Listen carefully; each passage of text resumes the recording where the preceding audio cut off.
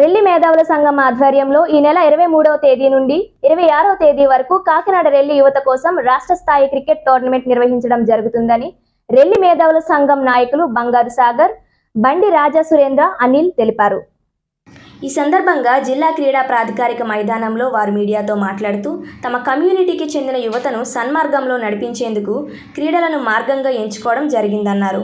కేవలం ఒక వృత్తికే పరిమితం కాకుండా ప్రతిభ కలిగిన యువతను ప్రత్యామ్నాయ మార్గాల్లో స్థిరపరచాలనే ఉద్దేశంతో పలు కార్యక్రమాలు చేపడుతున్నట్లు తెలిపారు. అందులో భాగంగానే రాష్ట్ర స్థాయి క్రికెట్ టోర్నమెంటు ఈ నెల 23 నుంచి 26వ తేదీ వరకు నిర్వహిస్తున్నట్లు తెలిపారు.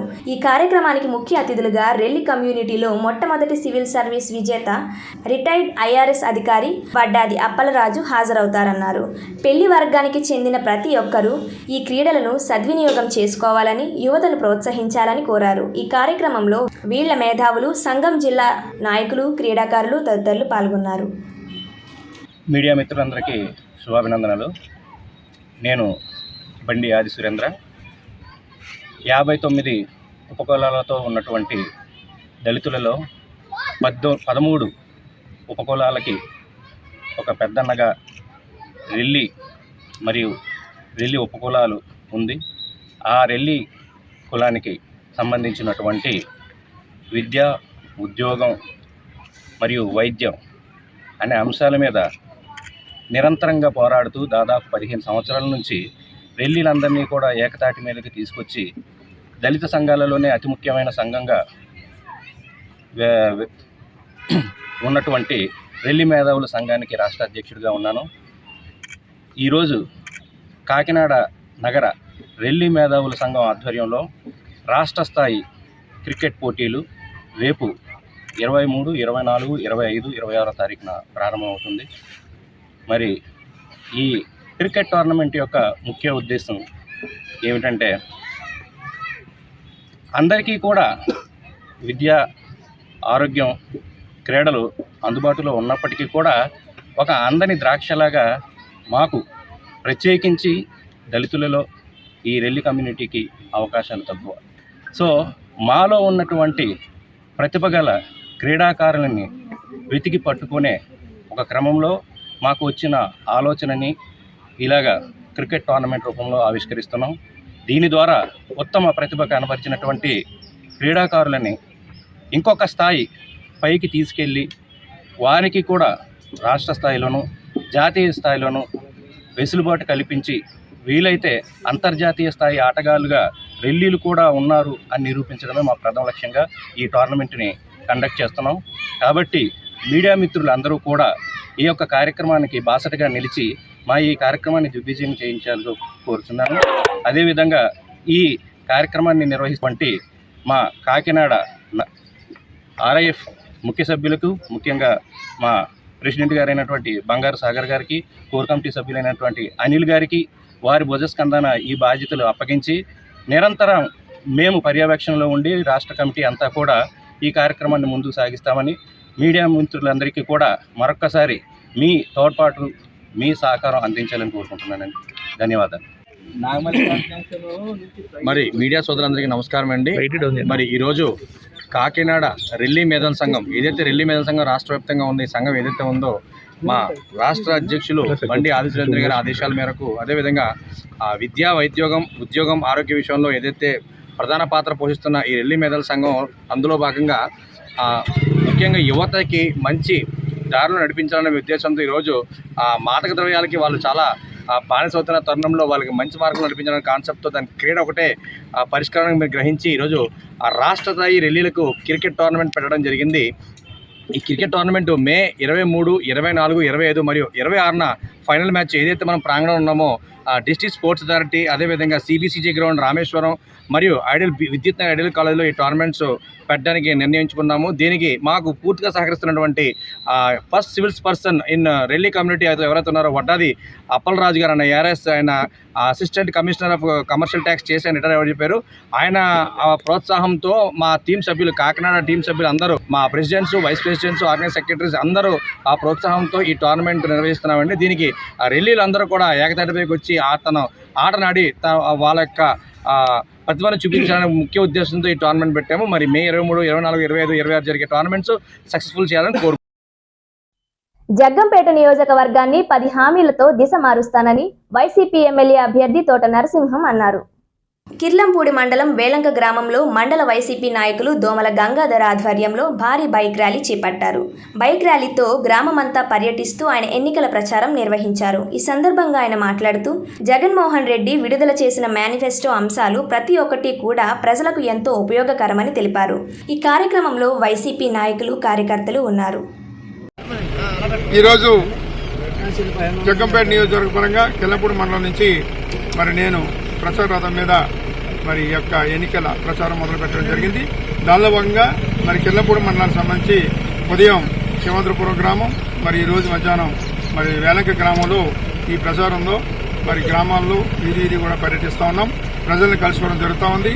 రేపు జరగబోయేటువంటి మే 13వ తారీఖు జరగబోయేటువంటి ఎన్నికల్లో వైఎస్ఆర్ కాంగ్రెస్ పార్టీకి ఎమ్మెల్యేగా పోటీ చేస్తున్నట్టు నాకు, అలాగే పార్లమెంట్ సభ్యునిగా పోటీ చేస్తున్నటువంటి శ్రీ సల్మంచెట్టి సునీల్ గారికి మద్దతు ప్రకటించుకుని మేము ప్రజలు కోరుతా ఉన్నాం. ప్రజల్లో ఈరోజు విపరీతమైన స్పందన కనిపిస్తూ ఉంది. ఏ గ్రామం వెళ్ళినా, ఏ పేటకి వెళ్ళినా. కారణం మన ముఖ్యమంత్రి వైఎస్ జగన్మోహన్ రెడ్డి గారు చేసేటువంటి సంక్షేమ కార్యక్రమాలే దానికి మరి నిదర్శనం. ఆ రకంగా ఆయన అనేక కార్యక్రమాలు ఈరోజు రాష్ట్ర వ్యాప్తంగా చేసుకున్నటువంటి పరిస్థితి. దాని రూపేణా మేము తప్పనిసరిగా రేపు 24లో జరిగేటువంటి ఎన్నికల్లో డెఫినెట్గా మేము నెగ్గుతాం అనేటువంటి ధీమాన్ని మేము వ్యక్తం చేస్తూ ఉన్నాం. ఆ రకంగానే మరి పార్లమెంట్లో కానీ, అసెంబ్లీలో కానీ మరి వైఎస్ఆర్ కాంగ్రెస్ పార్టీ నెగ్గడం జరుగుతుందని కూడా తెలియజేస్తూ ఈరోజు గౌరవ ముఖ్యమంత్రి గారు నిన్నటి రోజున మేనిఫెస్టో విడుదల చేశారు.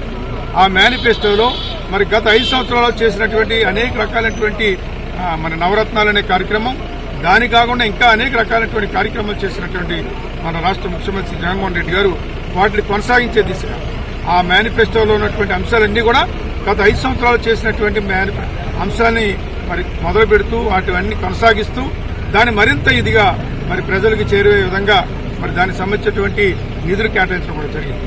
రెట్టింపుగా నిధులు కేటాయించడం కూడా జరిగింది.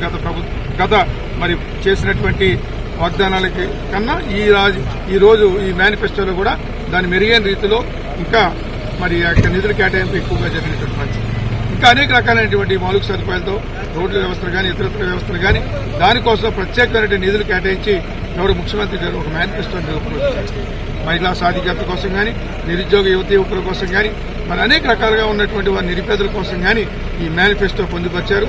దాని ప్రజలందరికీ కూడా మరి రేపటి నుంచి మేము ఇంటింటికి కరపత్రాల రూపంలో మా యొక్క మేనిఫెస్టోని, వైఎస్ఆర్ మేనిఫెస్టోని ప్రజలందరికీ కూడా గడప గడపకి కూడా ఇచ్చే కార్యక్రమం రేపటి నుంచి చేపట్టబోతా ఉన్నాను. పాయింట్లతో పక్కాగా 10 పాయింట్లు ఉండేలాగా మరి కార్యక్రమం పెట్టాం.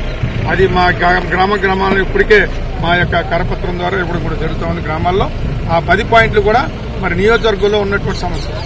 ఈ నియోజకవర్గానికి మెట్ట ప్రాంతం, నిరుపేదలు ఉన్నటువంటి ప్రాంతం, దీనికి సంబంధించినటువంటి అంశాలనే మేము అన్ని రకాలుగా అన్ని రంగాల్లో మహిళల కోసమే కాదు, మరి నిరుద్యోగ యువతి కోసమే కాదు, మరి గ్రామాల్లో మౌలిక సదుపాయాలు చేసేటువంటి అంశాలే కాకుండా మరి అవన్నీ కూడా జరుగుతుందని తెలియజేస్తా ఉన్నాను. ఈరోజు ఇటువంటి మేనిఫెస్టోని మేము విడుదల చేస్తాం. నా తరఫున మరి 10 పాయింట్లతోటి ఈ మేనిఫెస్టోని మేము విడుదల చేస్తాం. అందులో మరి ముఖ్యంగా మీరు చూడొచ్చు, మరి తోట నర్సం అంటే నమ్మకం, నిజం, 10 పక్క అనేటువంటి దశ హామీలతో జగ్గంపేట దశ మారుస్తాం అనేటువంటి నినాదంతో మరి నేను ఈ మేనిఫెస్టోని విడుదల చేశాను. దాన్ని తప్పనిసరిగా మరి ప్రజలందరూ కూడా ఇప్పటికే చాలా గ్రామాల్లో ప్రజల్లోకి వెళ్ళడం జరుగుతూ ఉంది. ఇంకా గ్రామాల్లో ప్రతి చోట కూడా ఈ మేనిఫెస్టోని మేము విడుదల చేస్తూ మా సొంత మేనిఫెస్టో, నియోజకవర్గానికి సంబంధించిన మేనిఫెస్టో మరి ఈ రోజు గౌరవ ముఖ్యమంత్రి జగన్మోహన్ రెడ్డి గారు ముఖ్యమంత్రి అయిన తర్వాత ఈ అంశాలన్నింటినీ కూడా తప్పనిసరిగా నేను సాధించి తీరుతానని కూడా మీకు సందర్భంగా తెలియజేస్తాను. జగ్గంపేట మండలం నూతన ఓటర్లతో జగ్గంపేట నియోజకవర్గం ఉమ్మడి ఎమ్మెల్యే అభ్యర్థి జ్యోతుల నెహ్రూ స్థానిక పరిణయ ఫంక్షన్ హాల్లో ముఖాముఖి కార్యక్రమం నిర్వహించారు. ఈ కార్యక్రమానికి రాష్ట్ర ఐటీడీపీ అధికార ప్రతినిధి ఉండవల్లి అనూష ముఖ్య అతిథిగా హాజరై నూతన ఓటర్లకు ఓటు హక్కుపై అవగాహన కల్పించారు. ఈ సందర్భంగా ఆమె మాట్లాడుతూ 5 సంవత్సరాలు ఒక సైకో పరిపాలనలో మనమందరం ఉన్నామని, ఆయన పరిపాలన ప్రజావేదిక కూల్చడం ద్వారా మొదలుపెట్టి రాష్ట్రాన్ని 3 ముక్కలుగా విచ్ఛిన్నం చేశాడని, రాజధాని లేదు, యువతకు ఉద్యోగం లేదు, ఉపాధి లేదు, ఇటువంటి పరిస్థితుల్లో అనుభవం ఉన్న చంద్రబాబు ప్రజా మన్ననలతో ముందుకు వెళ్లే పవన్ కళ్యాణ్ గెలిపించుకోవాలని జగ్గంపేట నుండి పోటీ చేస్తున్న జ్యోతుల నెహ్రూ గత 40 సంవత్సరాలుగా ప్రజల కోసం పనిచేస్తున్న వ్యక్తి అని, సాగునీరు, త్రాగునీరు, విద్య, ఉపాధి, ఉద్యోగ అవకాశాలు కల్పించడమే ధ్యేయంగా ఆయన పనితీరు ఉంటుందని, రాష్ట్రంలో ఒక గొప్ప పేరున్న నాయకుడు జ్యోతుల నెహ్రూని గెలిపించుకుందామని, ఎంపీ అభ్యర్థిగా తంగెళ్ల ఉదయ్ శ్రీనివాస్ను గెలిపించాలని కోరారు. నూతన ఓటర్ మాట్లాడుతూ జగన్ పరిపాలనలో ఉద్యోగాలు లేవని, ఇతర రాష్ట్రాలకు వలసపోతున్నామని, యువత గంజాయి మత్తు పదార్థాలతో జీవితాన్ని నాశనం చేసుకుంటున్నారని, కాబట్టి చంద్రబాబు నాయుడు లాంటి వెటర్నరీ నాయకుడు, పవన్ కళ్యాణ్ లాంటి పోరాట యోధుల నాయకత్వంలో రాష్ట్రాన్ని ముందుకు నడిపించే విధంగా మా ఓట్లు వేసి గెలిపించుకుంటామని అన్నారు. జ్యోతుల నెహ్రూ మాట్లాడుతూ మీ అందరి ఓట్లతో తనను గెలిపిస్తే ఈ నియోజకవర్గాన్ని సాగునీరు, త్రాగునీరు, విద్య, వైద్యం, ఉద్యోగ, ఉపాధి అవకాశాలు కల్పించడమే కాకుండా శాశ్వత పనులు చేసి మీ గుండెల్లో చిరస్థాయిగా నిలిచిపోతానని, మీకు ఏం కావాలో చెప్పండి అంటూ జ్యోతుల నెహ్రూ కొత్త ఓటర్లను కోరారు. ఈ కార్యక్రమంలో టీడీపీ నాయకులు, కార్యకర్తలు పాల్గొన్నారు. ఎప్పుడైతే చంద్రబాబు గారు వస్తారో మనం ఖచ్చితంగా ఏపీ అభివృద్ధి అవుతుంది, లేదంటే అమ్మేయడమే కాదు, ఏపీ నమ్మేస్తాడు మొత్తం. సైకిల్ని గెలిపిద్దాం, మన ఏపీని డెవలప్ చేసుకుందాం, కొత్త కొత్త కంపెనీలన్నీ తీసుకొద్దాం. ఒక 5 సంవత్సరాల నుంచి బ్యాంకింగ్కి, ఎస్ఎస్సికి ప్రిపేర్ అయ్యి స్టూడెంట్స్ ఉన్నారు. 5 సంవత్సరాల నుంచి జాబ్స్ ఎవ్వరికి ఉండట్లేదు. ఎందుకంటే పోస్టులు తీద్దాం అని మాట తప్ప ఇప్పుడు వచ్చే పోస్ట్ తీయలేదు. ఆడపిల్లలు ఏంటంటే ఒక 20 సంవత్సరాలు వచ్చేటప్పటికి పెళ్లి చేసేయాలి అనే ఒక ఉద్దేశం ఉంటుంది తల్లిదండ్రులకి. అది కరెక్టే, కానీ ఈ లోపు మేము సాధించాలనుకునే ఉంటాయి కాబట్టి మనకి ఎప్పుడైతే గవర్నమెంట్ జాబ్స్ తీస్తాడో మాలో ఉన్న టాలెంట్ కూడా బయట పెట్టి మీకు చెప్తున్నా, మీరు ఎంత కావాలంటే అంత చేయండి, తర్వాత నేను సబ్జెక్ట్ చెప్తాను. ఓకేనా? హలో ఏపీ,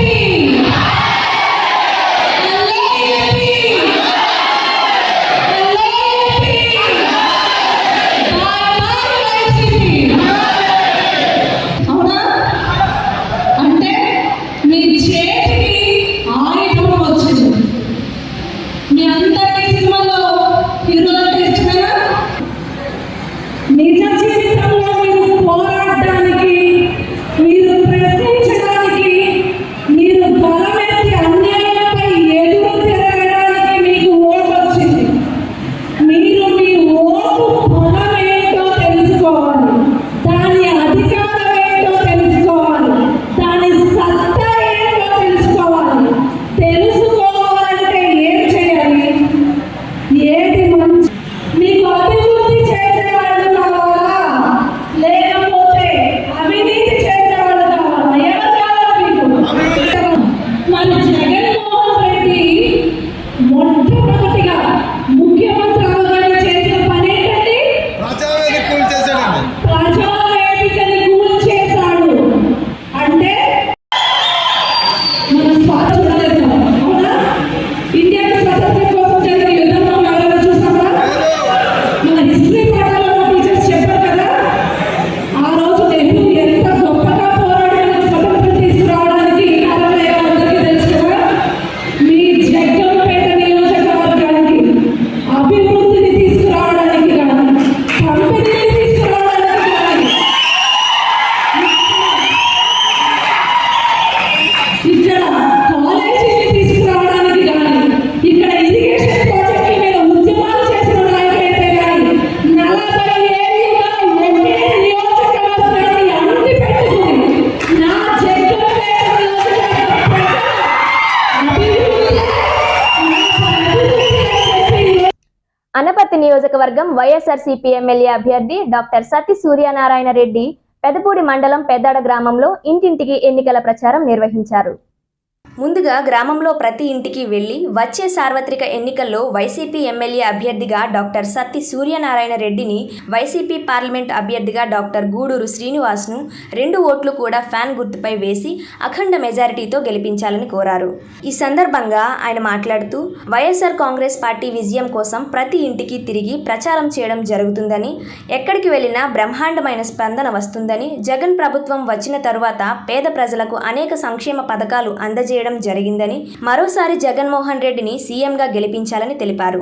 ఈ కార్యక్రమంలో గ్రామ సర్పంచ్ డోకుబుర్ర మీనాక్షి కృష్ణ, గ్రామ కన్వీనర్ పాలచర్ల రామకృష్ణ, మండల కన్వీనర్ గూతుల రమణ, ఎంపీపీ కేతా తులసి శ్రీనివాస్, జెడ్పీటీసీ పేపకాయల వెంకటలక్ష్మి వెంకటరమణ, అద్దంకి ముక్తేశ్వరరావు, వేండ్ర సర్పంచ్ కోసూరు వాసు, సమంగి దుర్గ ప్రసాద్, హితకారణి సమాజం డైరెక్టర్ ఉండ్రు సత్యనారాయణ, అనపర్తి నియోజకవర్గం బీసీసీఎల్ కన్వీనర్ వాసంశెట్టి మాధవ, తాడాల మణికంఠ, వాసంశెట్టి అప్పారావు, వైఎస్ఆర్సీపీ నాయకులు, కార్యకర్తలు, అభిమానులు, గ్రామస్తులు పాల్గొన్నారు.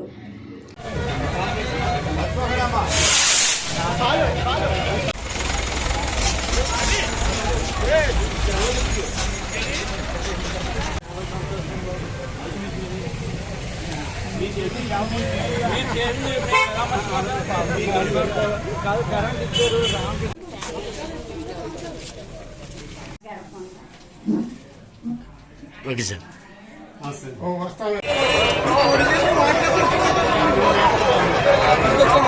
వైఎస్ఆర్ కాంగ్రెస్ పార్టీ విజయం గురించి ప్రచారం చేయడం జరుగుతుంది. మరి ఎక్కడికి వెళ్ళినా కూడా బ్రహ్మాండమైన రెస్పాన్స్ ఉంది.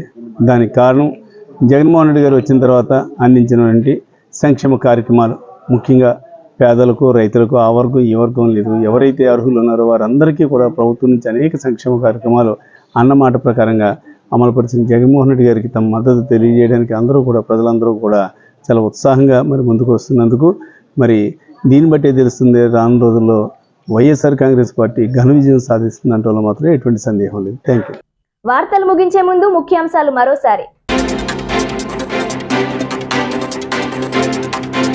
కాకినాడలో ఏపీ కాంగ్రెస్ అధ్యక్షురాలు YS Sharmila Reddy road show.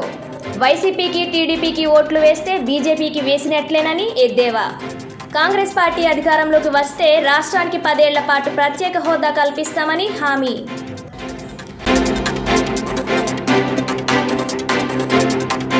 Pithapuram నియోజకవర్గంలో జనసేన అధినేత పవన్ కళ్యాణ్ రోడ్ షో.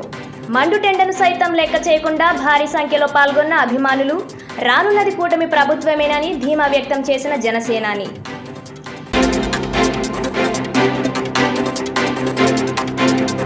ఎన్నికల కమిషన్ ఆదేశాల మేరకు సామాజిక భద్రతా పింఛన్ల పంపిణీకి ప్రత్యామ్నాయ ఏర్పాట్లు. లబ్ధిదారుల బ్యాంకు ఖాతాలకు నేరుగా జమ చేయనున్నట్లు వెల్లడించిన జిల్లా కలెక్టర్ జె నివాస్.